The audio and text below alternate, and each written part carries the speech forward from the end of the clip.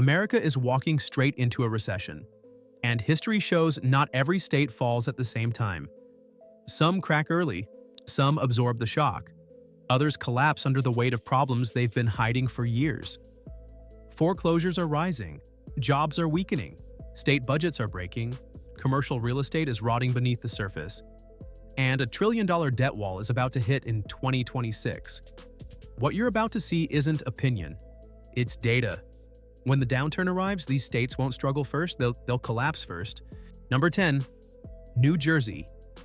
New Jersey is walking into recession already weakened, over-leveraged, and exposed on every front.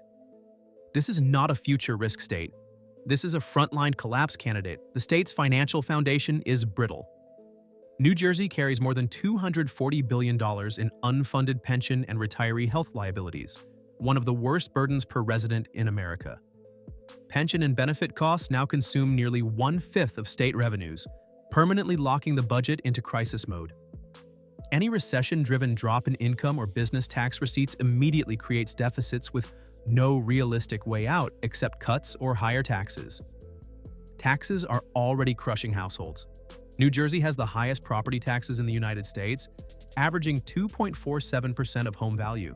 For many homeowners, that means $10,000 to $12,000 per year just to stay in place.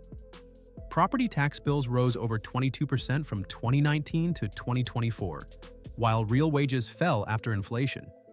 This is why homeownership stress is rising even before unemployment spikes.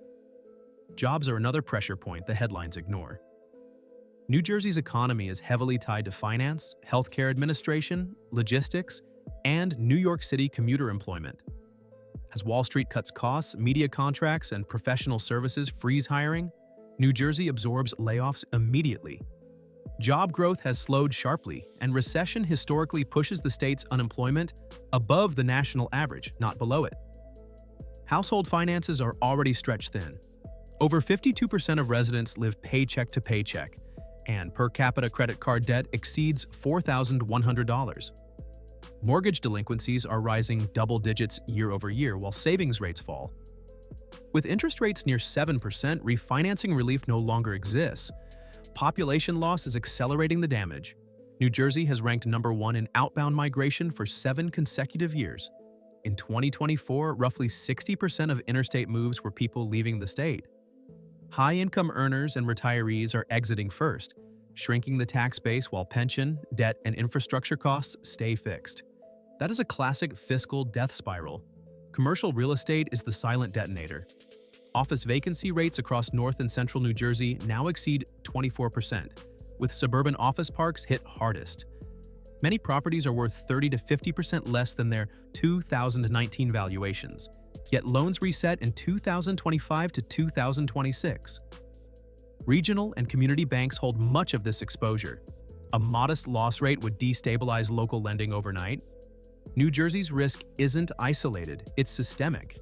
High taxes, pension overload, job vulnerability, population loss, housing stress, consumer debt, and commercial real estate exposure are all converging at once.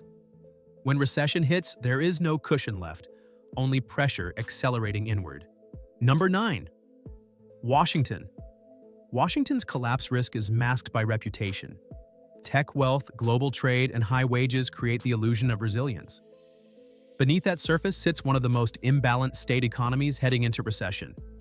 The state budget is already under strain. Washington faces a projected $12 billion shortfall over the next 4 years, driven by slowing tax receipts and exploding spending obligations. The state relies heavily on capital gains and business-related revenue streams, precisely the income sources that evaporate first during market downturns. Employment concentration is the critical fault line. Washington is deeply dependent on technology, cloud services, aerospace, logistics, and international trade. Tech layoffs have already accelerated, and when recession spreads, secondary industries, marketing, contracting, commercial services collapse in sequence. Seattle's office attendance remains barely above 50% of pre-pandemic levels, signaling long-term demand destruction, not a temporary pause. Commercial real estate is unraveling. Seattle's office vacancy rate now sits near 27%, the highest in the western United States. Office values have fallen sharply, yet refinancing waves hit between 2025 and 2026. Regional banks and pension funds carry significant exposure, and losses here ripple through the entire state economy. Housing pressure is intensifying. Washington experienced extreme home price inflation from 2020 to 2022, followed by affordability collapse. Mortgage rates near 7% and property tax increases have locked buyers out and trapped owners.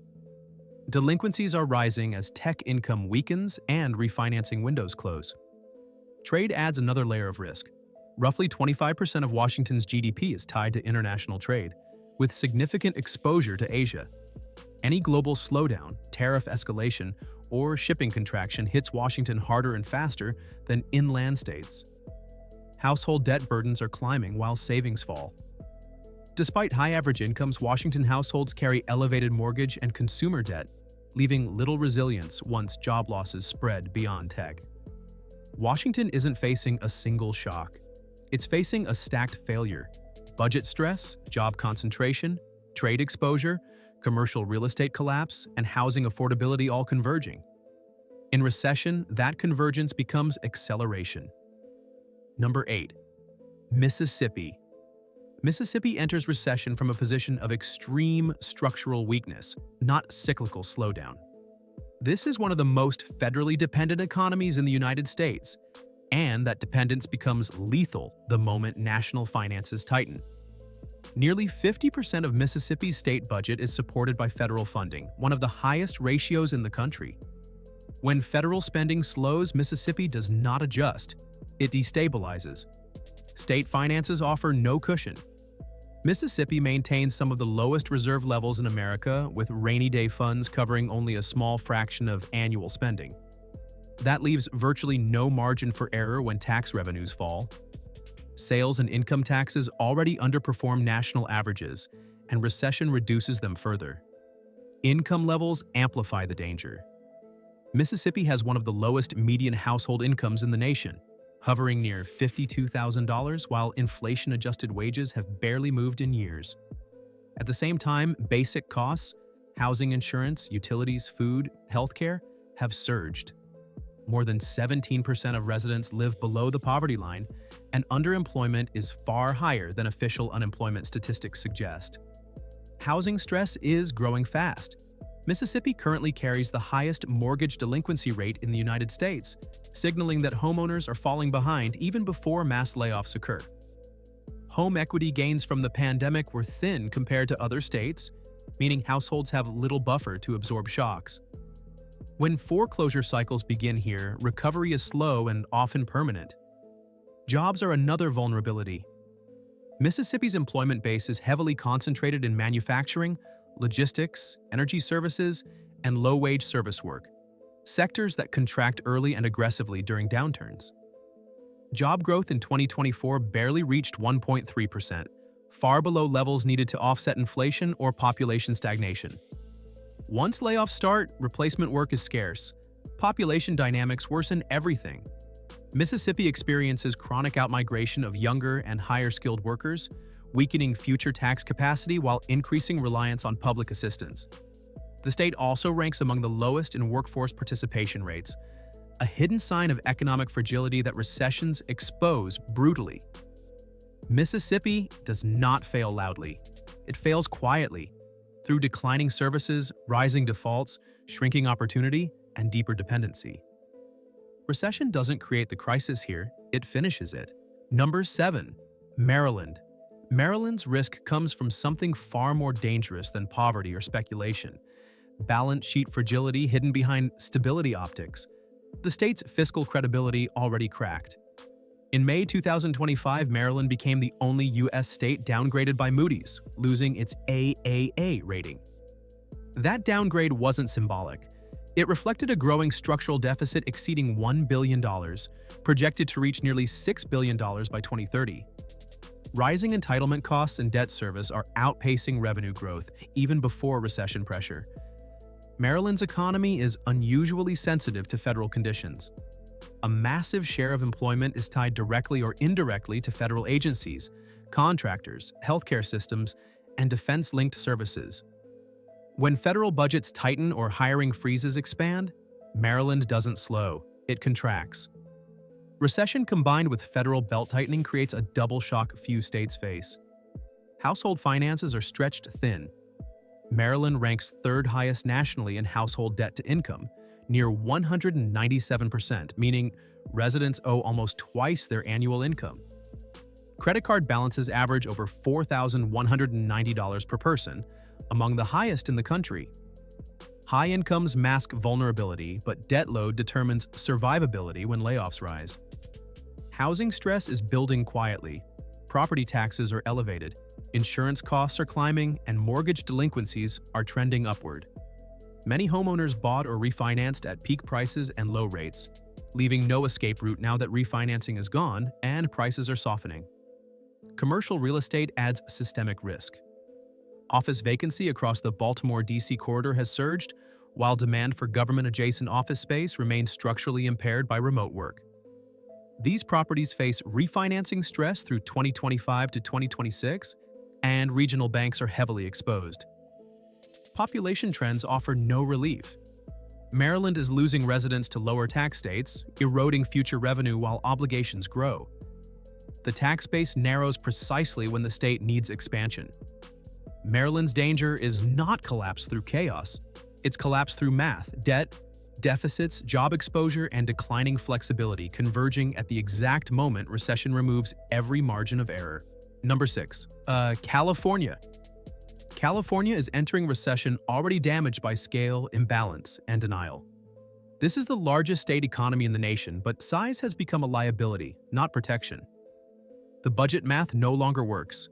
California faces a structural deficit approaching $20 billion per year, even after closing a $46.8 billion gap in 2024. Temporary fixes, reserve drawdowns, and accounting shifts have delayed the reckoning, but the imbalance is permanent. Spending commitments, healthcare, pensions, climate programs, public payrolls are locked in, while revenue is increasingly unstable. Capital gains taxes, which fund a huge share of the budget, collapse when markets slow. Recession turns volatility into freefall. Jobs are weakening beneath the headlines. California has already shed large numbers of tech, media, logistics, and professional service jobs, and hiring has frozen across sectors tied to venture funding and real estate.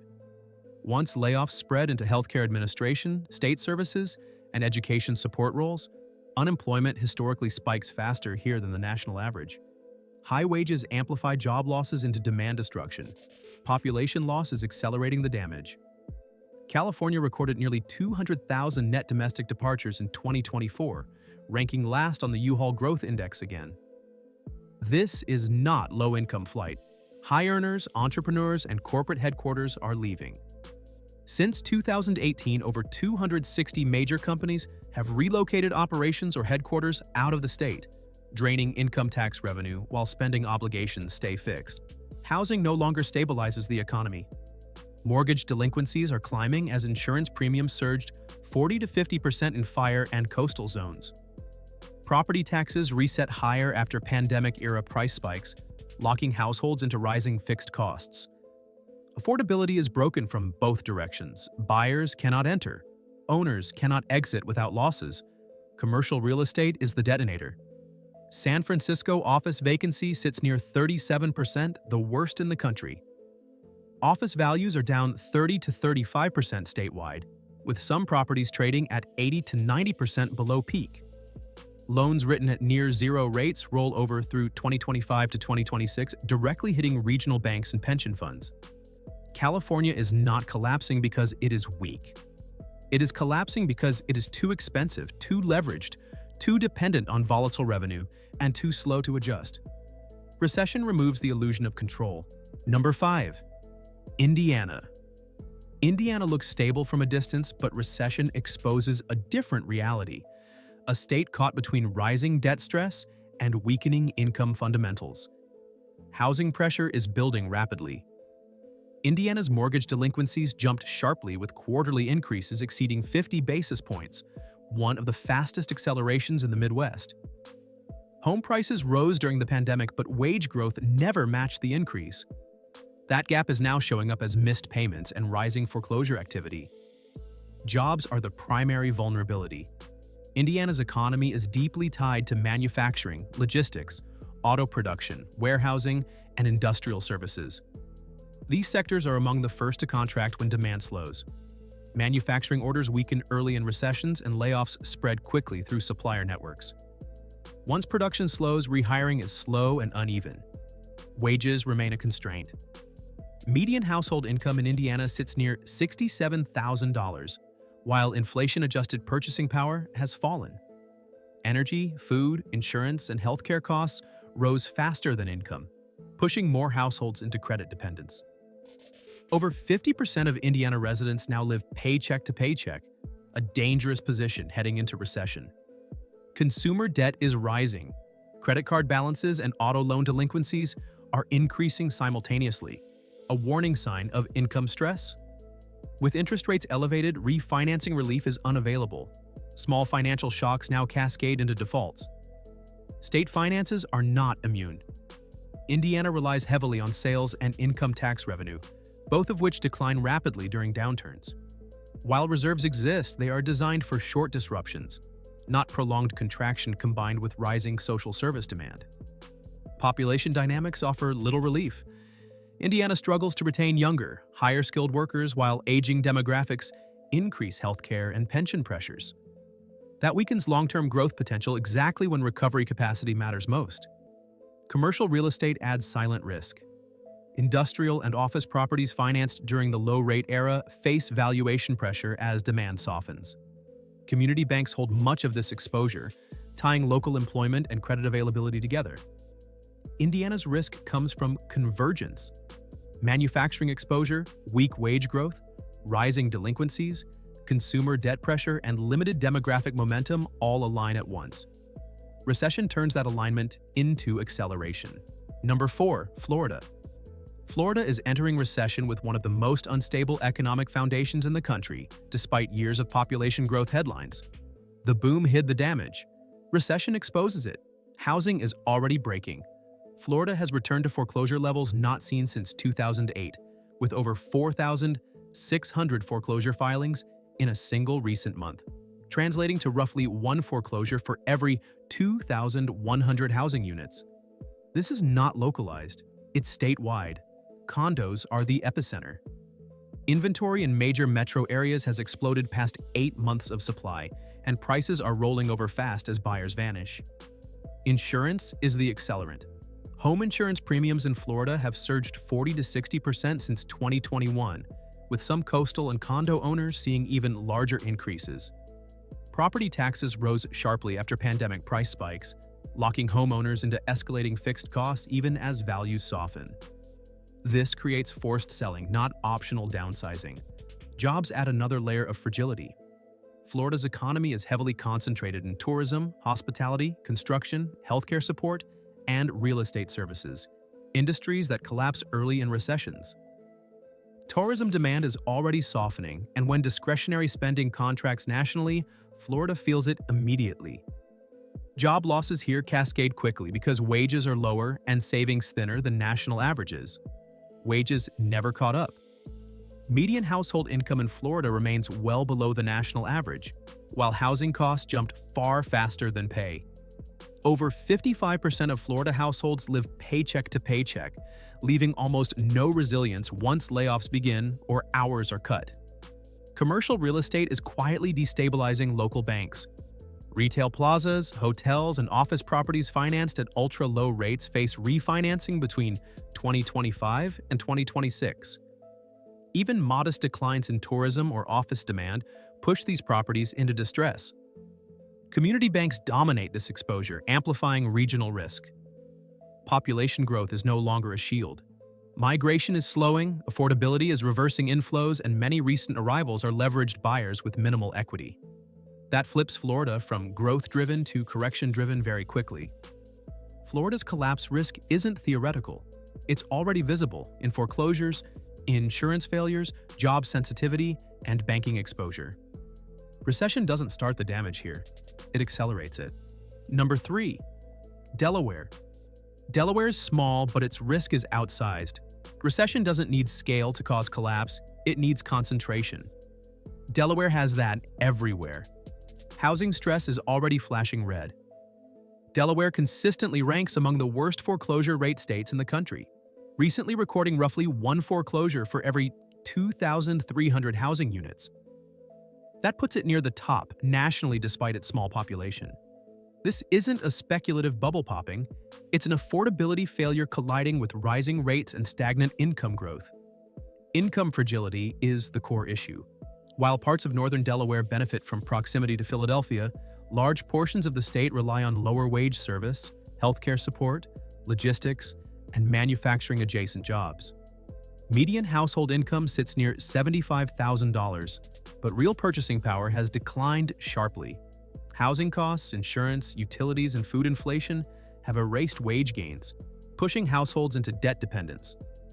Jobs offer a little insulation. Delaware's labor market is narrow, with heavy reliance on financial services back offices, chemical manufacturing, healthcare systems, and state government employment. In recession, these sectors freeze hiring or cut headcount quietly. Once layoffs begin, there are limited alternative employment pathways inside the state. State finances amplify the danger. Delaware's tax base is highly concentrated, relying heavily on corporate franchise taxes and financial sector activity. These revenues are volatile and contract sharply during economic slowdowns. Unlike larger states, Delaware lacks diversified revenue streams to absorb shocks, making budget shortfalls arrive fast and with little warning. Commercial real estate is another pressure point. Office vacancy has risen steadily, especially in Wilmington and suburban corridors, while property values soften. Loans written at low rates are rolling toward refinancing windows in 2025 to 2026, and regional banks carry meaningful exposure. In a small state, even modest banking stress quickly becomes systemic. Population trends do not help. Delaware's growth has slowed, and younger workers often leave for larger metros. That drains future tax capacity while healthcare and pension obligations grow. Delaware's collapse risk is not loud or dramatic. It's silent and mathematical. High foreclosure rates, limited job diversity, volatile revenues, rising debt stress, and banking exposure converge in a state with no margin for error. Number 2, Illinois. Illinois is one of the most structurally unstable economies in America heading into recession. The danger here is not cyclical, it's embedded. The pension crisis alone would sink most states. Illinois carries approximately $143 billion in unfunded pension liabilities, with a funding ratio near 45%, the worst in the nation. Pension costs now absorb close to 20% of the entire state budget, crowding out education, infrastructure, and public services. Recession reduces revenue while these obligations remain fixed, forcing deeper deficits. Budget stress is constant. Illinois has improved liquidity on paper, but structurally it remains trapped. Even small economic slowdowns reopen multi-billion-dollar gaps. Debt service costs rise as borrowing becomes more expensive, compounding pressure. Jobs are highly exposed. Illinois depends heavily on manufacturing, logistics, transportation, professional services, and government employment. Manufacturing and freight slow early in downturns. Professional services contract as corporate spending freezes. Chicago's job market, often treated as resilient, historically sheds employment faster than the national average during recessions. Housing is deteriorating. Illinois ranks among the top foreclosure states, with thousands of foreclosure starts annually and some of the highest bank repossessions outside California. Mortgage delinquencies are rising while home prices stagnate, eliminating equity buffers. Population loss is relentless. Illinois has lost residents for nearly a decade straight, with tens of thousands leaving annually. In 2024, roughly 60% of moves were outbound. This erodes the tax base while pension and infrastructure costs stay fixed. A textbook fiscal death spiral. Commercial real estate intensifies the risk. Chicago leads the nation in office distress with vacancy rates near 21%, almost double pre-pandemic levels. Billions in office loans face refinancing through 2025 to 2026, and regional banks hold much of that exposure. Office value declines directly threaten local credit availability. Household finances are under pressure. Credit card balances and auto delinquencies are climbing while savings fall. Inflation-adjusted income growth is weak, leaving consumers exposed when layoffs rise. Illinois isn't facing collapse from one shock. It's facing collapse from pensions, population loss, job exposure, housing stress, commercial real estate, and debt all converging at once. Recession removes the last layer of delay. Number 1. Nevada. Nevada sits at the very top because it combines every recession failure mode into one state, and it does so with almost no shock absorbers. When the economy turns, Nevada doesn't slow down, it collapses. Housing is already signaling disaster. Nevada remains one of America's worst foreclosure states, recently recording roughly one foreclosure for every 2,400 housing units. That alone would be alarming, but the deeper problem is timing.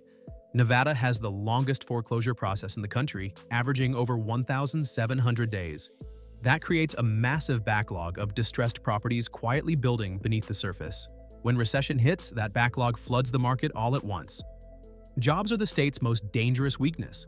Nevada's economy is overwhelmingly dependent on tourism, hospitality, gaming, conventions, entertainment, and service work. These are not defensive industries, they are discretionary. During downturns, they vanish fast. Nevada consistently ranks among the highest unemployment states during recessions, and it is already showing strain with unemployment hovering near 6%, the highest in the nation. Income fragility magnifies every shock. Nevada's median household income sits near $71,000, but that number hides extreme volatility. A large share of workers depend on tips, variable hours, and seasonal employment. When visitor counts fall, even modestly, paychecks collapse immediately. Savings rates are thin, and credit reliance is high. Housing affordability snapped after the pandemic boom.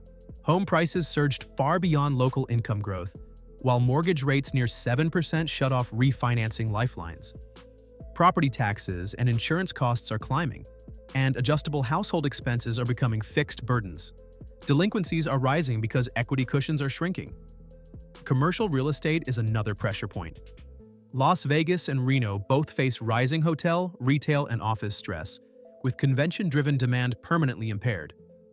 Properties financed during the low-rate era face refinancing through 2025 to 2026, and Nevada's banking system is heavily exposed through community and regional lenders. Losses here don't stay local, they cascade. State finances offer limited protection. Nevada relies heavily on sales tax, gaming revenue, and tourism-linked fees. These revenue streams contract sharply in recessions, while social service demand spikes.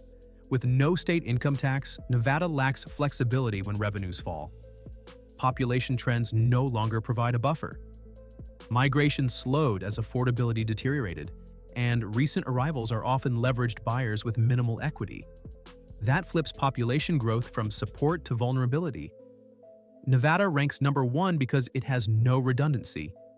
Jobs, housing, banking, and state revenue all depend on the same fragile engine: discretionary spending. When recession pulls that engine offline, Nevada doesn't bend. It breaks first.